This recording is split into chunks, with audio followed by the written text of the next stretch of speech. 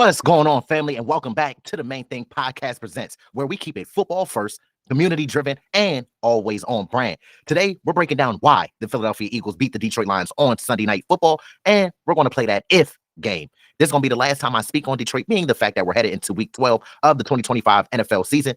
But look, keep your ears and eyes peeled, as y'all already know how to do. Why Philly walked out with the win? Look, this was a defensive fight.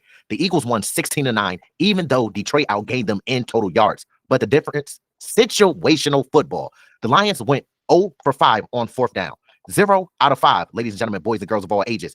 Every time Dan Campbell rolled that dice, the Eagles told him, nah, not tonight. Pack that up, young bull. And let's keep the main thing the main thing. That's not coaching aggression. That's poor decision-making. Coaching malpractice.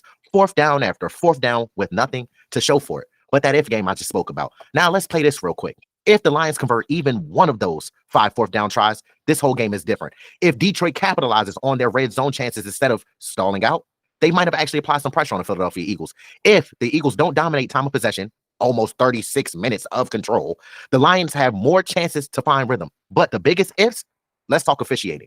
The non-pass interference calls. We know that Rocky Sin got called for pass interference on Arthur Juan K, and everybody wants to be all up in arms about that. But we got to speak on the 2 non-calls on Amik Robertson, both on critical throws to Arthur Juan K and Devontae Smith. On A.J. Brown, Robertson was basically hugging him through the route. Early contact, arm across the body, no flag.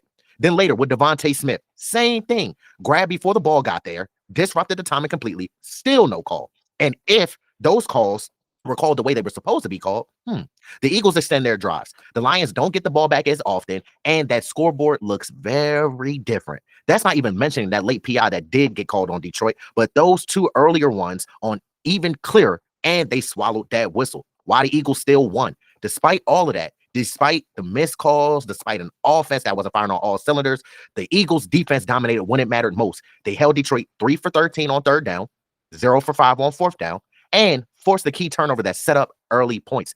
This was a statement win. Not flashy, not pretty, but grown man, smash mouth, Eagles football.